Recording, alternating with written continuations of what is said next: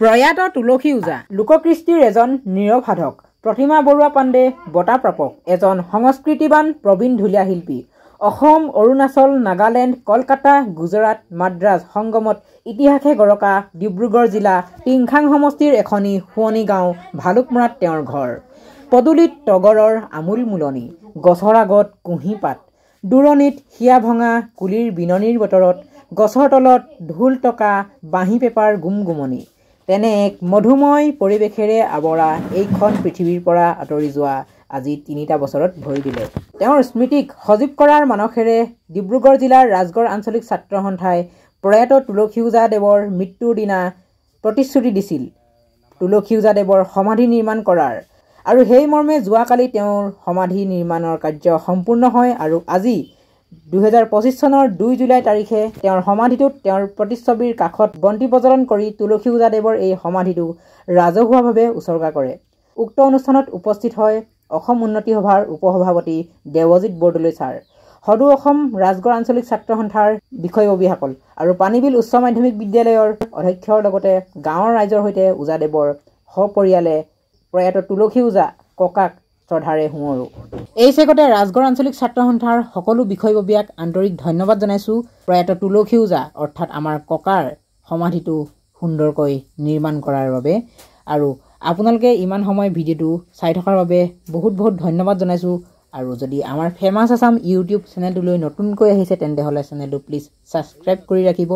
আৰু আজিৰ দিনটোত ৰাজগড় আঞ্চলিক ছাত্ৰ সন্থাই কি ক'লে প্ৰয়াত তুলসী ওজা দেৱৰ বিষয়ে, প্ৰয়াত তুলসী ওজা দেৱৰ ঘৰখনৰ বিষয়ে, অসম উন্নতি সভাৰ উপসভাপতি দেৱজিৎ বৰদলৈ ছাৰেনো কি ক'লে, পানীবিল উচ্চ মাধ্যমিক বিদ্যালয়ৰ অধ্যক্ষ কৃষ্ণ শইকীয়া ছাৰ এওঁলোকৰ মুখেৰে শুনো আহক আজি তুলসী ওজা দেৱৰ ঘৰখনৰ লগতে গাঁওখনৰ লগতে তেওঁৰ বিষয়ে কি ক'লে তাৰ বিষয়ে অকণমান জানো আহক। ভিডিঅ'টো শেষলৈকে চাই থাকক।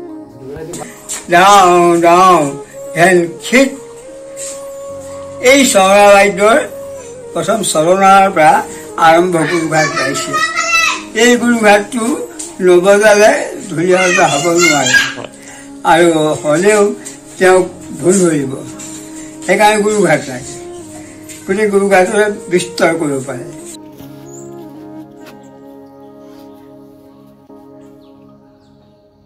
সদৌ অসম ছাত্ৰ সন্থাৰ প্ৰতিমা বৰুৱা পাণ্ডে বঁটা প্ৰাপক প্ৰয়াত তুলসী ওজা দেৱৰ বাসগৃহত সমবেত হোৱা ৰাজগড় আঞ্চলিক ছাত্ৰ সন্থাৰ আমন্ত্ৰণ মৰ্মে উপস্থিত হোৱা সমূহ ৰাইজ, ৰাজগড় আঞ্চলিক ছাত্ৰ সন্থাৰ বিষয়ববীয়াসকল সকলোকে পোনপ্ৰথমে ৰাজগড় আঞ্চলিক ছাত্ৰ সন্থাৰ পবিত্ৰ মৰ্যাদাৰ তৰফৰ পৰা শ্ৰদ্ধা জ্ঞাপন কৰিছোঁ।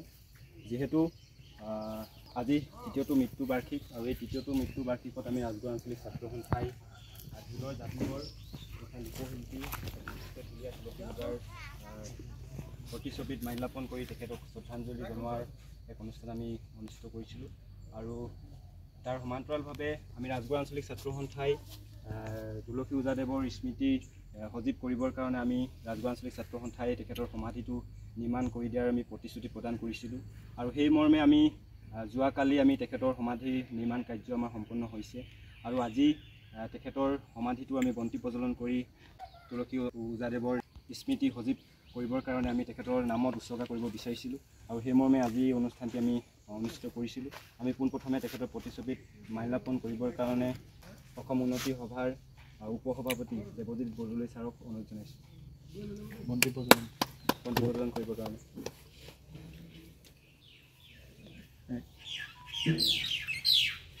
ৰাজগড় আঞ্চলিক ছাত্ৰ সন্থাৰ বিষয়ববীয়াসকলক সহযোগ কৰি দিবৰ কাৰণে অনুৰোধ জনাইছোঁ। পানীবিল উচ্চ মাধ্যমিক বিদ্যালয়ৰ প্ৰধান শিক্ষক কৃষ্ণ শইকীয়া ছাৰ, আমি তেখেতকো বন্তি প্ৰজ্বলন কৰিবৰ কাৰণে অনুৰোধ জনাইছোঁ।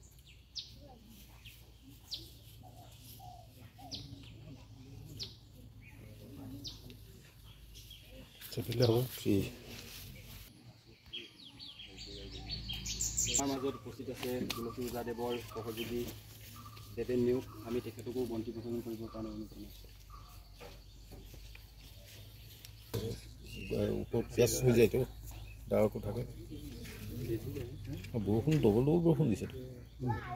আমাৰ মাজত উপস্থিত আছে তুলসী ওজা দেৱৰ সহযোগী আন এজন সহযোগী লক্ষী নিয়োগ, আমি তেখেতকো বন্তি প্ৰদান কৰিবৰ কাৰণে অনুৰোধ জনাইছোঁ। এই তাত আছে স্যাৰ এই তাত জলক দেৱৰ এই সমাধিটো তেখেতক এক শ্ৰদ্ধাঞ্জলি জনোৱাৰ যি শ্মশান যি মানে মৰিশালি আমি সেই মৰিশালিত এই সমাধিটো নিৰ্মাণ কৰাৰ কাৰণে আমি এই সমাধিটো আমি উন্মোচন বা উদ্বোধন কৰিব আমি নোৱাৰোঁ। গতিকে আমি তথাপিতো আমি ৰাজগড় আঞ্চলিক ছাত্ৰ সন্থাই আমি তেখেতলৈ বন্তি প্ৰজ্বলন কৰিয়ে এই সমাধিটো আজি তাৰিখৰ পৰা ৰাজহুৱাভাৱে আমি তেখেতলৈ উৎসৰ্গা কৰিছোঁ বুলি আমি সিদ্ধান্ত লৈছোঁ। আৰু সেইমৰ্মে আমাৰ এই বন্তি প্ৰজ্বলন কৰিবৰ কাৰণে ৰাজগড় আঞ্চলিক ছাত্ৰ সন্থাৰ প্ৰাক্তন সভাপতি পূৰ্ণানন্দ শইকীয়া ছাৰ আমি তেখেতক বন্তি প্ৰজ্বলন কৰিবৰ কাৰণে অনুৰোধ জনাইছোঁ। সহধৰ্মিনী ইলামাই নিয়োগ আইগৰাকীকো বন্তি প্ৰজ্বলন কৰিবৰ কাৰণে অনুৰোধ জনাইছোঁ। আৰু তাৰ লগতে সদৌ ডিব্ৰুগড় জিলা ছাত্ৰ সন্থাৰ উপদেষ্টা সঞ্জীৱ বৰাদেৱকো বন্তি প্ৰজ্বলন কৰিবৰ কাৰণে অনুৰোধ জনাইছোঁ।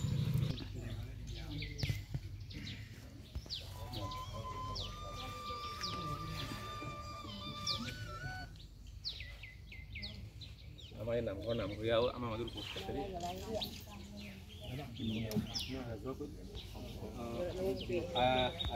বন্তি প্ৰজ্বলন কৰিবৰ কাৰণে সকলোকে শ্ৰদ্ধাঞ্জলি জনাবৰ কাৰণে অনুৰোধ জনাইছোঁ।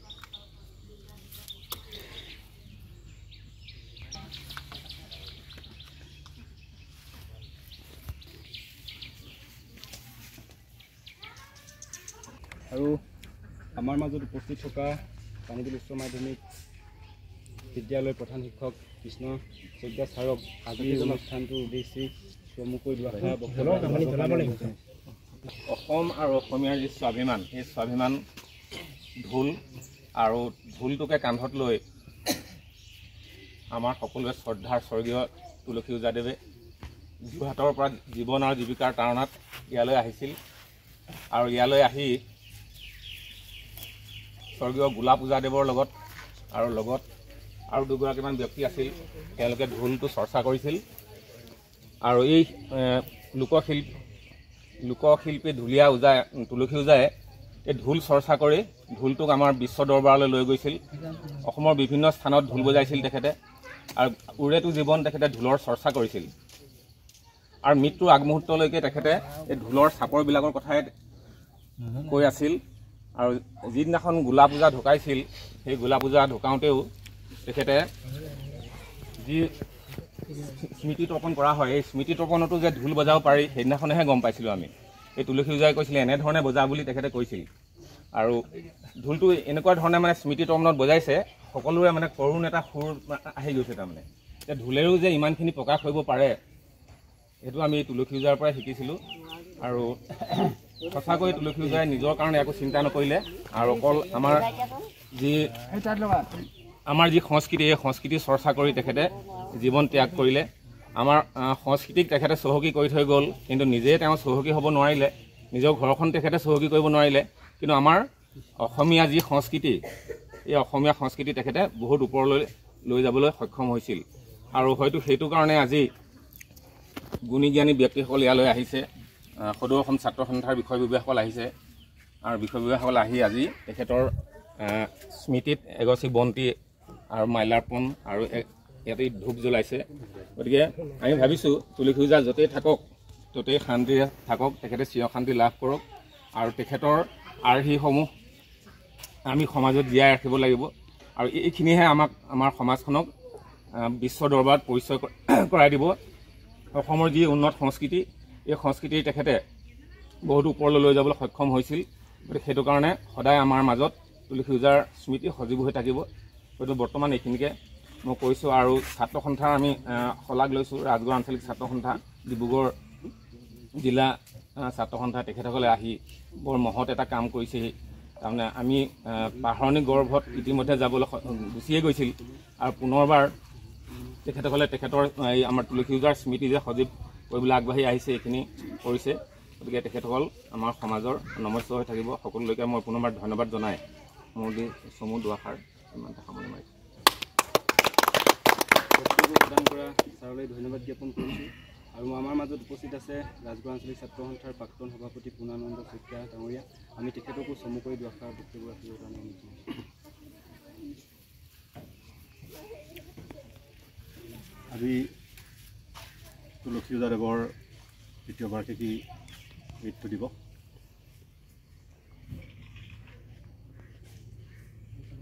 তেখেতে 3 বছৰ আগতেই আমাক সকলোকে এৰি থৈ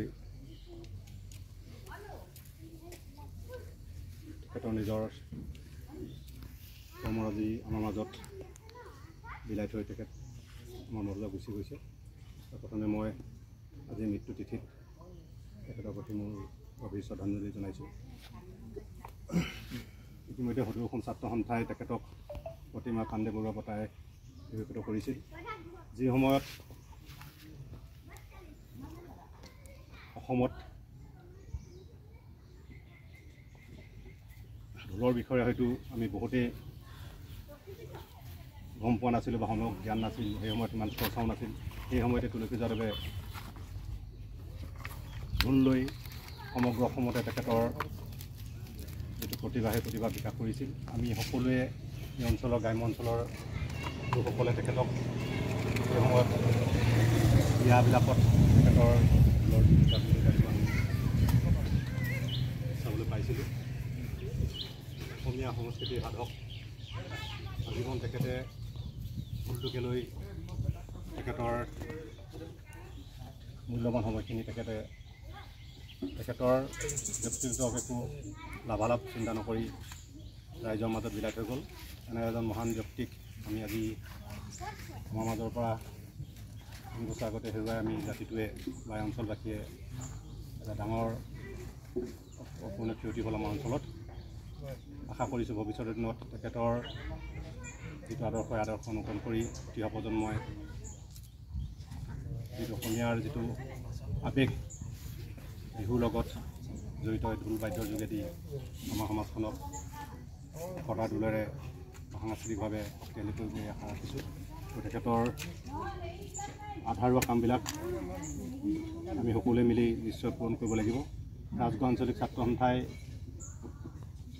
তেখেতৰ ঢুকুৱাৰ সেই সময়তেই কথা দিছিল যে তেখেতৰ য'ত তেখেতক সমাধিস্থ কৰা হৈছিল তাতে তেখেতৰ স্মৃতি যুগুমীয়া কৰিবৰ কাৰণে এটি সমাধি ক্ষেত্ৰ বনাম বুলি কথা দিছিল। আজি তেখেতসকলে ছাত্ৰ সন্থাই এই সমাধিটো সম্পূৰ্ণ কৰি আনুষ্ঠানিকভাৱে আজি মুকলি কৰিছে। এই চেগতে আমি ৰাজগড় আঞ্চলিক ছাত্ৰ সন্থাক ধন্যবাদ জনাইছোঁ। তেখেতসকলৰ পৰিয়ালৰ প্ৰতিগৰাকী সদস্যক আমাৰ ফালৰ পৰা আন্তৰিক শ্ৰদ্ধা আৰু কৃতজ্ঞতা জনাইছোঁ। আশা ৰাখিছোঁ ভগৱানে তেখেতসকলক সুফলে ৰাখক। অনাগত দিনত তুলসী ওজাদেৱৰ অৱৰ্তমানত তেখেতসকলৰ পৰিয়ালটো যাতে সুস্থিৰে সমাজৰ হকে সমাজে তেখেতসকলক যাতে আঁকোৱালি লয় সেইখিনিকে কামনা কৰি আশা ডাঙৰীয়ালৈ ধন্যবাদ জ্ঞাপন কৰিছোঁ। আৰু আমাৰ মাজত উপস্থিত আছে অসম উন্নতি সভাৰ উপসভাপতি দেৱজিৎ বৰদলৈ ডাঙৰীয়া। আমি তেখেতক চমুকৈ ৰক্ষা বস্তু ৰাখিবৰ কাৰণে অনুৰোধ ৰাজপথ আজি তুলসী ওজাৰ প্ৰয়াত তুলসী ওজাৰ দেৱৰ বাসগৃহত উপস্থিত হোৱা ৰাজগড় আঞ্চলিক ছাত্ৰ সন্থাৰ সভাপতি সম্পাদককে মুখ্য কৰি সদস্যবৃন্দ, ডিব্ৰুগড় জিলাৰ ছাত্ৰ সন্থাৰ বিষয়ববীয়াসকল, মোৰ সতীৰ্থ বন্ধু শইকীয়াদেৱ, কৃষ্ণ শইকীয়াদেৱ আৰু পুনন্দ শইকীয়াদেৱ আৰু ইয়াত উপস্থিত ৰাইজ। আজি আপোনালোকে ইতিমধ্যে জ্ঞাত যে আজি 3 বছৰ আগতে আমাৰ লোকশিল্পী প্ৰতিমা বৰুৱা পাণ্ডে বঁটা প্ৰাপক তুলসী ওজাদেৱ আমাৰ মাজৰ পৰা স্বৰ্গগামী হৈছিল। আৰু তেখেতৰ স্মৃতি জাতি-উজিকা কৰি ৰাখিবৰ কাৰণে ৰাজগড় আঞ্চলিক ছাত্ৰ সন্থাই যি এটা মহৎ পদক্ষেপ ল'লে, এই মহৎ পদক্ষেপটো আজি 3য় মৃত্যুবাৰ্ষিকীৰ দিনা আমাৰ ৰাইজৰ কাৰণে তথা পৰিয়ালৰ কাৰণে আজি উৎসৰ্গিত কৰিছে। আৰু এই উৎসৰ্গিত অনুষ্ঠানত আমি অসম উন্নতি সভাৰ এজন বিষয়ববীয়া হিচাপে মই ইয়াত থাকিবলৈ পাই নথৈ ধন্য মানিছোঁ। আৰু আমাৰ এই ৰাজগড় আঞ্চলিক ছাত্ৰ সন্থাই তেখেতৰ স্মৃতিক জীয়াই ৰাখিবৰ কাৰণে যি প্ৰয়াস কৰিলে তাৰ কাৰণে মই পুনৰবাৰ তেখেতসকলক ধন্যবাদ জনাইছোঁ। কাৰণ এজন গোটেই জীৱন ঢোলটোৰ বাদে অন্য নিজৰ পৰিয়ালৰ কাৰণে চিন্তা নকৰি তুলসী ওজাদেৱৰ নামত নামাকৰণ কৰিবৰ কাৰণে আমি ৰাজগড় আঞ্চলিক ছাত্ৰ সন্থাই দাবী জনাইছোঁ। আজি প্ৰয়াত ঢোলৰ যাদুকৰ তুলসী ওজাদেৱৰ তৃতীয় মৃত্যুবাৰ্ষিকী আৰু আজি তেখেতৰ এই পবিত্ৰ দ্বিতীয় মৃত্যুবাৰ্ষিকীত ৰাজগড় আঞ্চলিক ছাত্ৰ সন্থা আৰু ডিব্ৰুগড় জিলাৰ ছাত্ৰ সন্থাই এটা অতি সুন্দৰ পদক্ষেপ লৈছিল। তেখেতৰ সমাধি নিৰ্মাণ আৰু আজি সমাধি নিৰ্মাণ সম্পূৰ্ণ হৈছে আৰু আজি ইয়াত এগছি বন্তি আৰু মাল্যাৰ্পণ কৰাৰ যি ৰাইজক সুবিধা কৰি দিলে তাৰ কাৰণে মই ছাত্ৰ সন্থালৈ আন্তৰিক ধন্যবাদ জনাইছোঁ আৰু ভাবিছোঁ এই স্মৃতি তৰ্পণে আমাৰ ওজাজনৰ স্মৃতি সজীৱ কৰি ৰাখিব আৰু ওজাজনে গোটেই জীৱন জুৰি আমাৰ অসমীয়া সংস্কৃতি সাধনা কৰি গ'ল। তেখেতে ঢোলক বহুত উচ্চ পৰ্যায়লৈ লৈ গৈছিল, বিশ্ব দৰবাৰত প্ৰতিষ্ঠা কৰিছিল আৰু নিজৰ কাৰণে তেখেতে কোনো ধৰণৰ কাম কৰিব নোৱাৰিলে, অকল আমাৰ সংস্কৃতি চৰ্চা কৰি উৰেটো জীৱন তেখেতে কটালে। গতিকে তেখেতলৈ এই মুহূৰ্তত আমি তেখেতক শ্ৰদ্ধাৰে স্মৰণ কৰিছোঁ। ধন্যবাদ। আৰু যিসমূহ সংগ্ৰহালয়ৰ কথাটো আছিলে, সংগ্ৰহালয় এটা নিৰ্মাণ কৰি আজি দাবী কৰিছিলে, কি আহ্বান জনাব চৰকাৰলৈ? আচলতে আমি মৃত্যুৰ সময়ত আমি চৰকাৰক আমি জনাইছিলোঁ যে এই যিটো উপপথ আছে এই উপপথটো তুলসী ওজাদেৱৰ নামত উৎসৰ্গা কৰিব লাগে আৰু তেখেতৰ যিখিনি সম্বৰ্ধনা পত্ৰৰ পৰা আদি কৰি ঢোল পেঁপা এনেকুৱা ধৰণৰ যিখিনি আমাৰ সাংস্কৃতিক বস্তু শিল্প সাংস্কৃতিক বস্তু আছে সেই বস্তুখিনি যাতে যুগমীয়া হৈ থাকে তাৰ কাৰণে সংৰক্ষণ কৰিবৰ কাৰণে এটা সৰুকৈ হ'লেও এটা সংগ্ৰহালয় ইয়াত প্ৰস্তুত কৰিব লাগে, সেইখিনি আমি জনাইছোঁ। গতিকে বেছি পলম হৈ গ'লে এই বস্তুসমূহ নষ্ট হৈ যোৱাৰ সম্ভাৱনা আছে। গতিকে আমি চৰকাৰক আহ্বান জনাইছোঁ এই মুহূৰ্তত, গতিকে তেখেতসকলে যাতে এই দুইটা কাম কৰি ওজাজনক প্ৰকৃত সন্মান জনায় তাকেই আমি কামনা কৰিছোঁ। কি ক'ব আজি আছোঁ আপোনালোকৰ আহি তেওঁলোকে মোৰো দেহাটো ঠিক নাই, তেওঁলোকে আহি আজি ইয়াত উপস্থিত হৈ তেওঁলোকে সমাধা কৰিলে, তাতে মোৰ আজি নথৈ আনন্দ লাগিছে। তেওঁলোকলে মই আজি নহ'লে কুশলে থওক বুলি মই আশীৰ্বাদ কৰিছোঁ। এই কামখিনি যে তেওঁলোকে কৰিলে মই তাতে ধন্যবাদ দিছোঁ তেওঁলোকক। আজি ছাত্ৰ সন্থাই কৰিব তাৰপিছত শ্ৰদ্ধাৰ তুলসী ওজাদেৱৰ সমাধিটো আমি আজি আনুষ্ঠানিকভাৱে আমি তেওঁৰ নাম উৎসৰ্গা কৰিলোঁ আৰু এই উৎসৰ্গাস্থলী আজি অনুষ্ঠানটোৰ যোগেদি আমি জনাব বিচাৰিছোঁ যে এই পৰিয়ালটো আচলতে শিল্পীগৰাকীৰ পৰিয়ালটো আৰ্থিক দৈন্যতাত তেওঁলোকে ভুগি আছে। যিজন শিল্পীয়ে সমগ্ৰ জীৱনটো তেওঁ ঢোলটো কান্ধত লৈ অসমীয়া লোক সংস্কৃতিক বিশ্ব দৰবাৰলৈ লৈ যোৱা যি প্ৰচেষ্টা কৰিলে, গোটেই জীৱনটো তেওঁ উৎসৰ্গা কৰিলে। গতিকে এই শিল্পীগৰাকীক যাতে পৰিয়ালটো তেওঁক যাতে এককালীন সাহায্য তেওঁলোকে চৰকাৰীভাৱে তেওঁলোকে প্ৰদান কৰে, আমি চৰকাৰলৈ আমি দাবী জনাইছোঁ আৰু এই পৰিয়ালটোক আৰ্থিকভাৱে সকাহ প্ৰদান কৰিবৰ কাৰণে আমি চৰকাৰলৈ দাবী জনালোঁ। তেওঁৰ লগতে ঢোল বাদ্যটো ভূত বাদ্য কান্ধত লৈ দুজন ব্যক্তি দেৱেন নেওগ আৰু লক্ষী নেওগ ডাঙৰীয়া দুজন শিল্পী আছে। তেওঁলোককো আমি চৰকাৰৰ ফালৰ পৰা এককালীন সাহায্য প্ৰদান কৰিবৰ বাবে অনুৰোধ জনাইছোঁ আৰু তেওঁৰ তুলসী ওজাদেৱৰ তেওঁৰ যি জীৱনৰ অৱদান, এই অৱদান যাতে সময়ৰ ভিতৰত যাতে হেৰাই নাযায় তাৰ কাৰণে সংগ্ৰহালয় স্থাপনৰ কথাটো দাবী উত্থাপন কৰিছোঁ আৰু যাতে চৰকাৰে ইয়াত এখন ঢোল বাদ্যৰ যাতে বিদ্যালয় স্থাপন কৰিব পাৰি নেকি তেনেকুৱা ধৰণৰ চিন্তা চৰ্চাই আগবাঢ়ি যাবৰ কাৰণে আমি স্থানীয় বিধায়ক তথা কেবিনেট মন্ত্ৰী সাংস্কৃতিক মন্ত্ৰী বিমল বৰা ডাঙৰীয়ালৈ আমাৰ ফালৰ পৰা অনুৰোধ জনাইছোঁ।